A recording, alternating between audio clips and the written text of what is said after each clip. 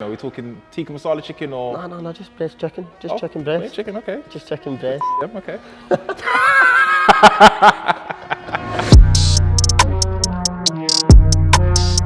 Yo, it's your boy H Block the Sauce, Harry PINERO, and you're watching Pavement to Pitch. I'm joined by my guy, the Scottish Iniesta, Billy Gilmour. But before we get into anything, how are you doing today, brother? I'm good, but you forgot to like, comment and subscribe. You need to tell them. My bad. Like, comment, and subscribe. You're doing my job for me.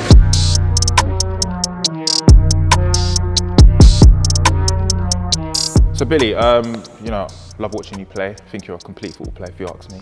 But when was the first time you said, you know, I actually love this and I want to take this serious as a profession? Growing up, watched my dad play football. Okay. He played junior team, so I was always at his games, and then he took me to my first training session. My mum done a lot of that as well. Yeah. So everyone was helping out and started doing mini kickers, it's called. Okay. And just fell in love with the game. So in school, was there like a teacher that said, you know what, boy, you're kind of better than everyone else, or you can take this seriously? Did you have anyone there to give you that inspiration? To be fair, it was my head teacher at my school. Okay. Played football as well. Football everywhere, isn't it? Football everywhere, exactly. So he played football, and in primary 4, it was like school team, and I got picked to play, and he was like, you're too young and stuff. And then he played me in a game, and I played well, and he says, okay, so you can play in the school team. So I played in the school team from primary 4 to primary 7. Wow. So it was against big boys, but it was good. Who the hell?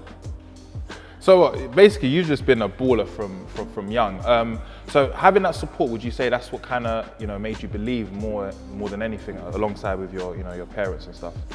Yeah, I believed in my own ability. Yeah. Of course, at that age, you just do it because you love it. And then when you get a bit older, when you go to pro youth level and start playing against other teams and other players, you think, oh, I've got a good chance. You give it a good shot. Were there any things that like you went through and you was like, oh, this is probably not for me? Or, like, did you have any problems with like height or anything like that? Was anything said to you that you kind of derailed you a little bit? Not really that comes to my mind. I was always the smallest kid in the team. Played midfield, I played older age, and it never really stopped me because I just wanted to play football. I loved it. Even against bigger players, I enjoyed it because they can't really turn quick. I could tell you're one of those annoying players. You know them players that's just too quick and you just have to grab him by the back of the neck. But so from school onwards, when did it get more serious, and when did you get scouted or signed by any other teams? From 7 years old, I went and trialled at different teams in Scotland. Yeah. Chose Rangers, and I was there for 9 years. Okay. So came through the youth at Rangers all the way up to 16 when I left. But it was from academy really. We went to a football school. You got picked in what place you're from in Scotland. There was 7 schools, and trained there instead of doing like, I don't know, like RE or cooking. School, like having to study. The man knew he was going to be a baller for life. He just thought, get rid of school, you don't need it. You do need it, but you don't. You don't. But yeah, I love that, because for me, I feel like when you get to play for a team, because I know that Rangers is your boyhood team. What was that like though? Coming through the system and being part of the Rangers, team. No, it was amazing. Like, still got great friends I still speak to, and I always watch them. I know we've won the league this year. Come on, Stevie G, 10 man there. Exactly. So I always watch the games as much as I can. Yeah. And I'm a Rangers fan, so yeah, it's always good. What was the next step for you? From Rangers, and did you feel like what's next, or was you thinking like, I don't mind staying here for the rest of my life? It was always my dream.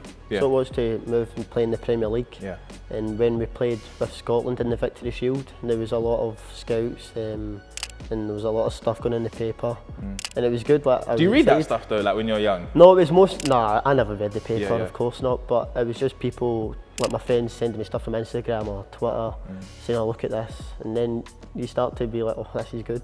And then after that, I was really wanted to go and pursue my dream, move to the Premier League, move to Chelsea, and then from there it just went up. Yeah. What was that call like when it come through? Like Chelsea's interested. What was that like for you?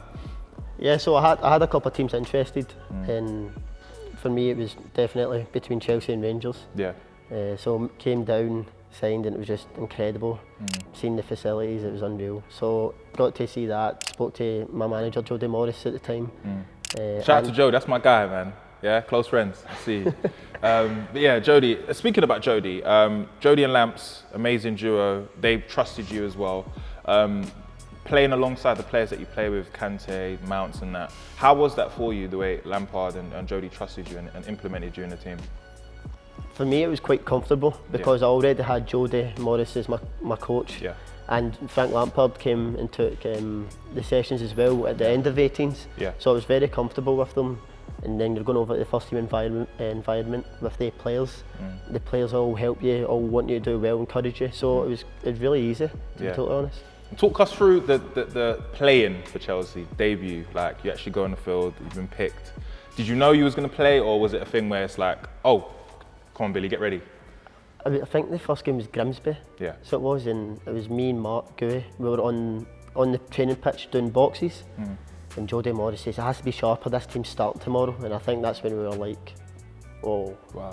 So it was one of the ones. So you were excited, you were buzzing to start for Chelsea. Was there any nerves like when you was playing? Because for me personally, obviously I've never been able to play football, but if I was, I think that would be nerve-wracking. Was that for you, or was you so comfortable because you've been playing with them before? No, when you got told it was starting, and then the build up to it, you're like nervous, but it's more excitement. You want to just go and play, and then as soon as you step on the pitch, it all goes, and you're just focused on playing well and scoring goals, helping the team and winning. You look so comfortable. I said this to you before. I felt like, yeah, this man's been playing already. Is that something that you've just had part of your game, or was it like you said, the managers, trusting in you? I think it was as part of my game where I wanted to dictate the play. The level, if we're going to play quick, it all comes through me. So I think it's just a bit my personality on the pitch of getting on the ball, and I always want to get on it, try stuff, do stuff with it. So it's just built up in me. Yeah. So, Lampard's not there at Chelsea anymore, and you've got amazing manager Thomas Tuchel. How did you find, working under a new manager, and was it harder for you? Did you have to reprove yourself to a manager that probably knows about you but doesn't know enough about you? How was that for you? Yeah, it was different. It's hard. Never got really playing much at the start. I just kept working hard in training, proving to him that I'm ready. You can count on me, trust me. And then I played a couple of games. I played Man City, Fulham, and then Arsenal. And he came up to me and says, "I trust you. You're training well. You deserve it." So it was good. So he looks like he doesn't say that at all. Yeah, to be fair, he's really good. Yeah. At man management, he comes up, speaks to you one-on-one, tells you what you can do better, what you should do. He's really on it and really good. That's dope, man. And what are you like outside of the pitch? Because you're a very calm guy. We spoke about food previously. Yeah. What do you like to make, or what's your dinner like? What's a typical Billy Gilmour dinner? If I was to make my own dinner, it's simple, to be fair. Yeah. What you say? Not too wild. No, not too wild. Simple. Just it'll be chicken. Okay. Maybe. What type of chicken though? Are we talking tikka masala chicken or? No, just breast chicken. Just chicken breast. Yeah, chicken. Okay. Just chicken breast. Yep. Okay. Nah, just chicken breast, veg, sweet potato. Okay. Is that simple? Is that a health is wealth thing, or is it just laziness? Bit of both. Bit of both. A bit of both. So on the way to training, let's say it's early training, you put your phone on in the car. What are you listening to? What songs is Billy jamming to? Right now, I'm listening to We've Lost Dancing. It's like a house music. Okay. Unce music, basically. Basically. Is that what you, back in the day, like when you was younger, is that what you was kind of come up listening to?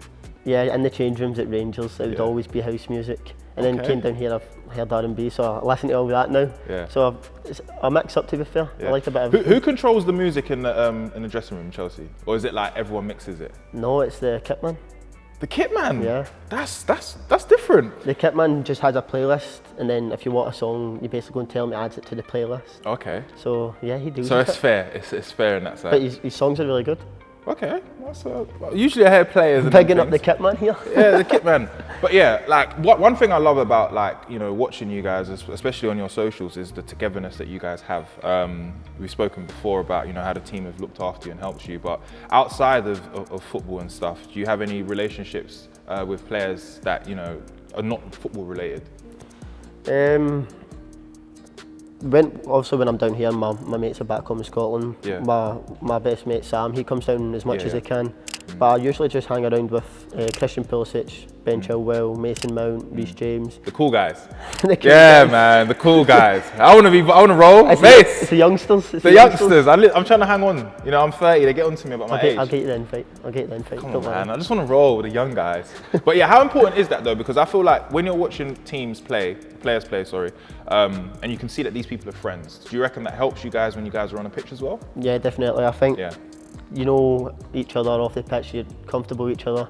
When you step on the pitch, you go to war with them, you'll help them out. So it's one of the ones where everyone wants you to do well. Yeah. And that's what the full team's like at Chelsea right now. Well, listen, I wish you the best. You deserve to be in this position that you're in right now, and a long future coming your way. Scottish Iniesta. I've been Harry Pinero. He's been Billy Gilmour. This has been Pavement to Pitch. Tell them what they've got to do. Have to like, comment and subscribe. There you go. There you go. And there you have it.